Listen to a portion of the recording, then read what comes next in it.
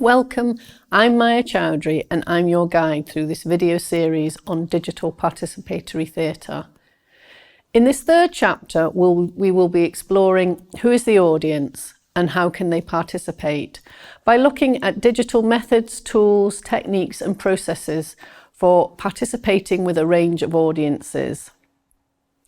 At the beginning of any participatory project, it's important to consider where your audience resides, both in the physical and digital world, to evaluate how you might design the participation with your group. In addition to considering the types of participation possible through the different digital platforms, you need to consider where the audience would be accessing the piece and with what devices. As with any participatory theatre, it's important to consider the needs of the participants and also their digital needs. Is the digital platform accessible to your group? What devices do they have? Do they have Wi-Fi, a smartphone, laptop, or a webcam? And so think about inclusion. Is there a version of your piece that the audience can engage with if they don't have all of these digital platforms and devices? Also consider the features of the platform that allow different types of participation: digital whiteboard, breakout rooms, number of users on a video call. So consider both the subject matter, the aim of the project, and the chosen audience when designing for your participants. Think about how your choice of media is both appropriate production method as well as an engagement tool for your audience. For Ethical People Movement, I was creating a campaign video and decided an organisation such as the fictional Ethical People Movement would host their video on a popular platform such as YouTube. So the choice of digital platform was both appropriate to the story I was telling, as well as for the audience I was targeting. And with YouTube, you can decide to turn your comments on for a particular video, allowing further interaction with your audience. Some audiences reside on YouTube and like commenting on videos and engaging in the live chat, and some do not. So research your group thoroughly and choose appropriately. YouTube is the most popular video platform.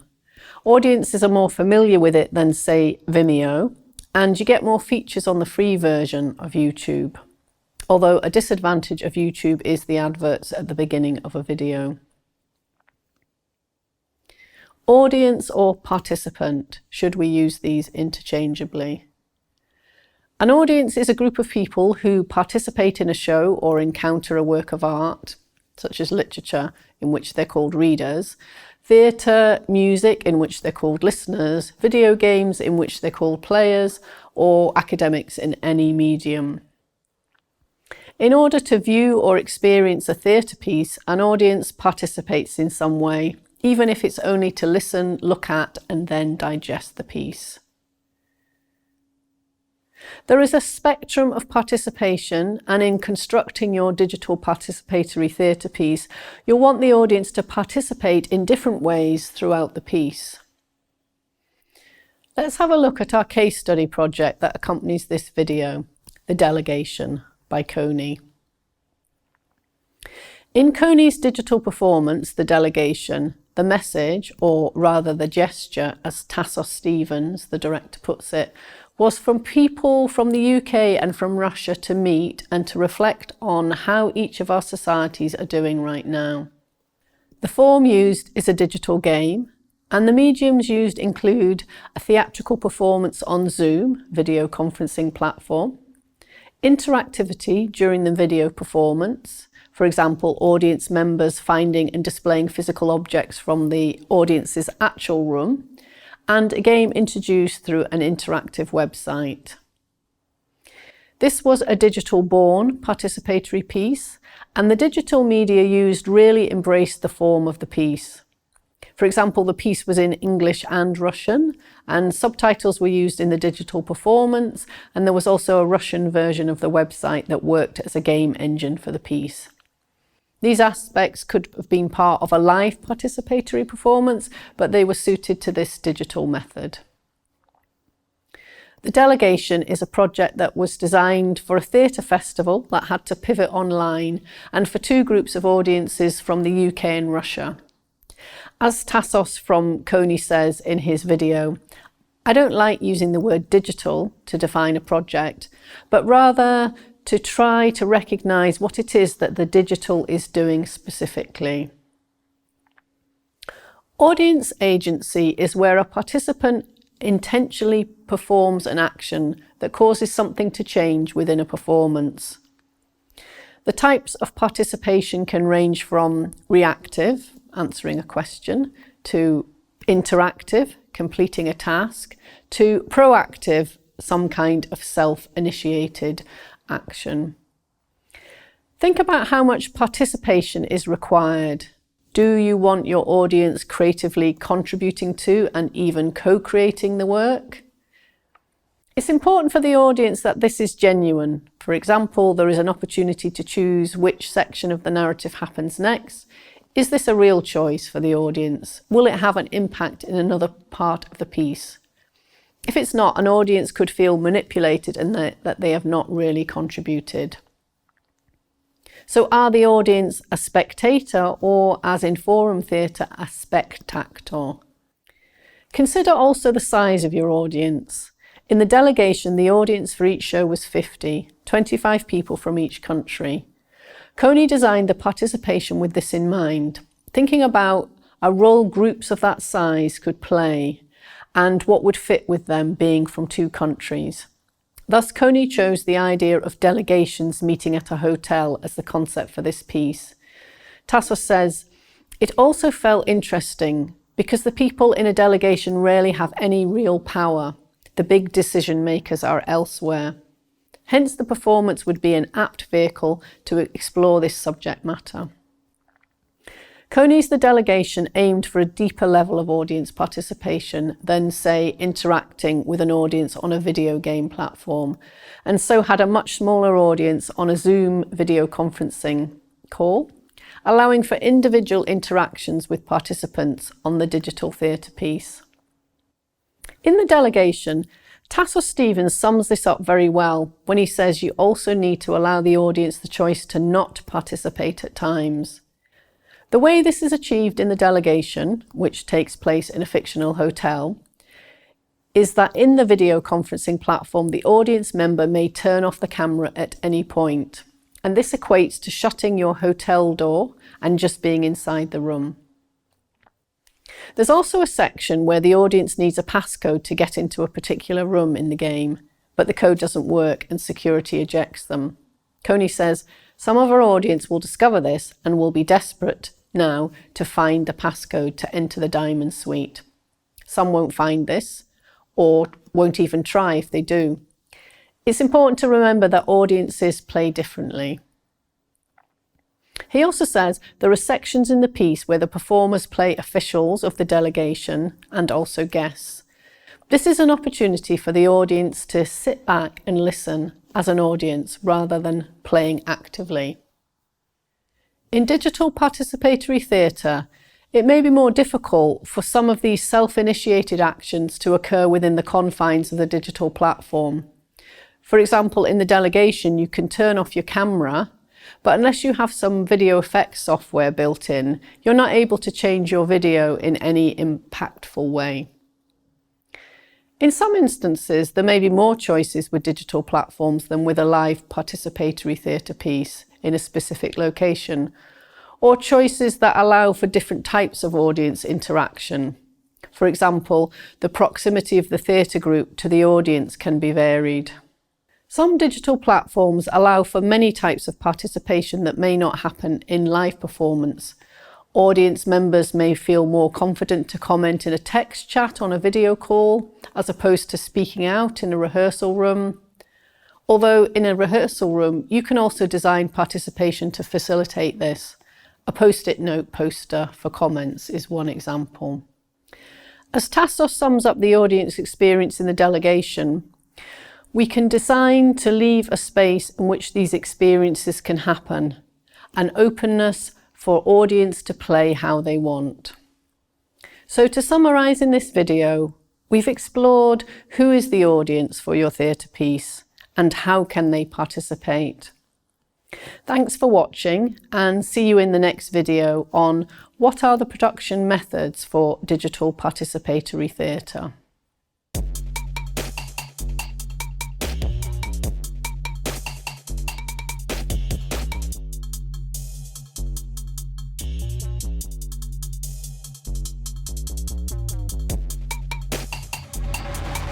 Hello, thanks for being here with my recorded self. I'm Tassos Stevens and I'm one of Coney. Coney are a company who make all kinds of play, interactive and immersive and participatory theatre, adventures and games, all play designed to spark positive change. We're often using digital platforms as part of our projects in order to be able to connect and play with audiences and participants wherever they are. I don't like using the word digital to define a project, but rather try to recognise what it is that the digital is doing specifically. For the project I'm talking about here, Delegation, we use digital platforms, especially Zoom, to be able to bring together in play two audiences who are geographically remote to each other. One group of playing audience primarily from the UK, the other group of playing audience primarily from Russia. The Delegation was commissioned for Coney from the Access Point Festival, a theatre festival in Russia. The festival had pivoted online during the pandemic, and they had approached me first to do a lecture on interactive theatre in Zoom and on Facebook Live, which incredibly reached an audience of over 23,000. And later to do again a workshop on Zoom for 20 theatre makers from all over Russia, the nearest to me being in Minsk, 3,000 kilometers away, the furthest being another 9,000 kilometers away, just north of Vladivostok in Siberia, near the Pacific coast. Russia was big, really big. There was an incredible moment in the workshop where we were all playing the game Grandmother's Footsteps, adapting it for Zoom. Normally you play that game with a big group of people in one room, all creeping forward to be the first person to touch the person playing Grandma on their shoulder. Here we were all in our own rooms, creeping forward to be the first person to touch our laptop camera. And we're playing this over 12,000 kilometres. That geographical connection is remarkable. The festival wanted to commission a piece from Coney, and the starting point was to think about what is the thing that we can only do here, which I think is a very useful question always to be asking yourself. What is the only thing you can do in this context, because that makes it special?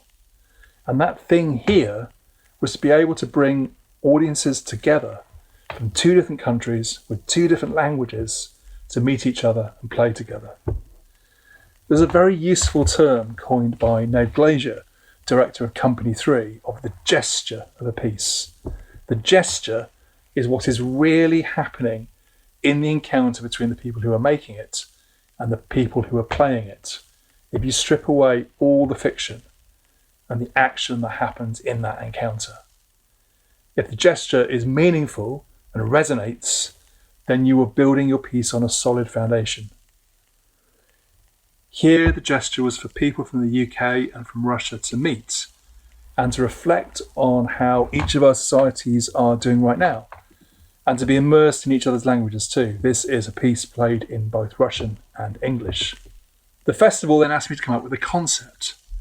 I knew that we would need to be able to accommodate up to 50 playing audience, 25 from each of the two countries, simply so that there was enough ticket revenue for the festival.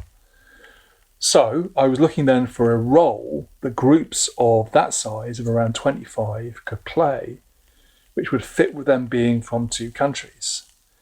And the idea sprang about delegations, delegations where officials, diplomats and business people represent their country to make a deal with another country.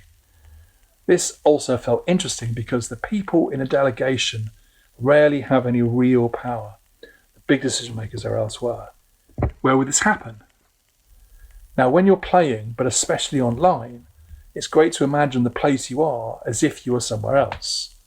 So everyone in a Zoom call is in their own room. And that reminds me of a hotel. If we look at the Zoom call in gallery view, it's like someone has sliced a hotel in two, all these rooms on top of each other.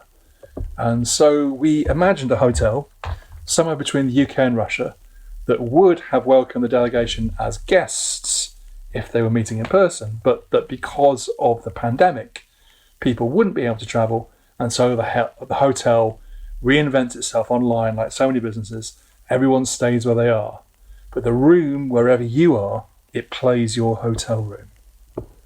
Let's imagine you're playing, and I'm going to talk through the journey of your experience from start to finish. This is a very useful thing to do whenever you're trying to describe this kind of work, a pitch of the journey. It gives a concrete framework for the listener to imagine and to hang their thoughts off. So our experience of any piece of work starts when we first hear about it, and it only stops if and when we stop thinking and talking about it. With a delegation, it would start when you first read about it online. Let's say that you're in Liverpool, in the UK, and you decide it sounds interesting, so you book a ticket with Coney. You're told to expect an email from the hotel, and the day before, the concierge of the hotel is in touch with a link for you to open and follow. This is part of what we term the advance of the experience, what happens in advance of your arriving to play. Through this link, you're told about the hotel and asked to pick a number. This is the number of your hotel room. Say you're in room 113. You're asked to pick a book, a big fat book, and place it by your bedside to play the Gideon Bible that you often find in hotel rooms, and to check that your minibar is stocked with drinks. We're inviting you to play the game of hotel, and everyone knows how to play this because it's such a familiar experience to stay in a hotel.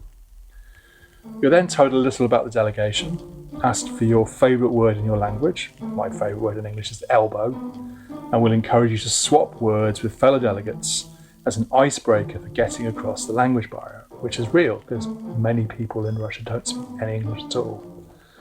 And the English's ability for Russian is, well, yes. So we ask you to sum up your philosophy to diplomacy to get you ready for the game of diplomatic negotiation you'll be playing. Mine is play to play well, don't play to win. And we ask you to pick a couple of pieces of culture, including a song that represents the UK right now. My choice of song is Ghost Town by The Specials, for instance. All of these asks are invitations to play, openly and however you choose, the game of being a delegate for the UK, representing the UK, staying in a hotel. It's the night of the performance and you arrive in Zoom. I'm there to greet you as the concierge, together with 4 officials of the delegations, your performers, 2 for the UK and 2 for Russia. These are our performers. And there's the rest of the audience from the UK and from Russia. We ask you to change your Zoom name so that you have your country, your room number, and depending on whether your number is odd or even, you're assigned to the north of your country with an odd number or the south of your country with an even number. You're in room 113, an odd number, so you're the north of the UK. For your team, as it were. You're in Liverpool, after all. And so you might put UK, North, your name, and then 113. And we explain that when your video is on in Zoom, it's like you're in the hotel lounge. But if you turn your video off, then you've shut the door to your hotel room, which is played by the room wherever you are. You're welcome to do this at any time, to be by yourself and not play and not have to talk to other people. And this is really important in participation design. You have to give people an easy way to choose freely not to participate and without feeling judged by other people. With this free, non-judgy way not to play, you give a level of safety and trust, which means that people are actually probably more likely to participate and play. So, in the delegation, we also give you a link you can open to find yourself in the conference centre next to the hotel. And we tell you that you're free to explore anywhere except the Diamond Suite. Let's see what happens if you try. I need a passcode. And the security guard's getting antsy. Oh, and now they've thrown me out. Some of our audience will discover this and will be desperate now to try to find the passcode to enter the Diamond Suite. Some won't find this, some won't even try. It's important to remember that different people in an audience play very differently. Later, you're told that the real decision makers, the real power brokers, the one who you adjust the delegates for, They are meeting the Diamond Suite, which makes some players even more desperate to get inside. We play 3 days and nights in the fiction over the course of about 2 hours for real. Each evening in the fiction, people can meet and chat in the bar. We make breakout rooms in smaller groups. Each night time, you're given a link to listen to inside your hotel room. And each day, you're playing a game of diplomacy, where one delegation chooses how to divide a number of points and makes an offer to the other delegation, who then choose whether to accept the offer or reject it. So, say you're UK North, and you have to decide how to divide 9 points of Russia North. Perhaps you'll keep 5 and offer them 4. If they accept, that's the points you both get, 5, 4. But if they reject the offer, then you'll both get 0. So, how many do you need to offer them to be sure that they'll accept? This is a very simple negotiation game, but it has a rich complexity as you play. And it's deliberately quite abstract. You're just playing for points, but you're never told what these represent. But players would decide for themselves what they meant and find ways to subvert the game. The performers, as well as playing the officials, also each played another character, a guest expert presenting a seminar on their specialist subject, so helping create the atmosphere of a conference. But these also gave opportunities for audiences to sit back and listen as audience rather than playing actively. Offering a variety of different modes of play across the experience means you have more to offer a wider range of audience. And 2 seminars happened simultaneously, one in English and one in Russian. These seminars all had a facade, so the subject being talked about was not really what was going on. For instance, one of the UK seminars was on the surface about the history of Northern Soul music, but hidden inside a recording that the presenter gave you was a reflection on the role of empire and the systemic racism of the British state. Thematically, everything inside the experience was a facade, and when some players found their way inside the Diamond Suite, bribing the hotel staff perhaps to discover the passcode, they would find that the Diamond Suite was empty. Wherever the power brokers are, it's not here. The real decision makers, perhaps it's you all along. There was a chance for the audience to call out with this discovery of the empty Diamond Suites, and if they did, then the performers admit that yes, it's empty, but is this like reality? Or is this just play and make-believe? Perhaps then, both UK and Russian audiences would talk about what was going on for them where they were. But what remains most memorable for me is the space that players found for themselves to make meaningful action. One performance ended in a dance party to S Club 7 and the Russian song Young Lenin. One performance ended where both delegations spontaneously self-organised a protest in solidarity with victims of the state in both countries, deciding to leave their Zoom screens as an empty room for 1 minute silence. And one performance where an elderly audience member in Tasmania showed a photo album to the Russians of when she had herself travelled to Russia in the 1980s to visit her brother. These were all, in their own way, extraordinary moments, and we can't design for these as theatre makers, but we can design to leave a space in which they can happen, an openness for audience to play how they want, and room for different intentions to be expressed. I'm minded of my Jedi Master, Bernie de Koven, the guru of games and play, talking about a set of swings, and how swings don't tell you how to play, you discover that for yourself. I think ideally we're building swings and playgrounds for audiences to take part inside and express their own agency and how they want to play. And here in Delegation, these are also the moments where our 2 audiences from the UK and Russia truly met each other.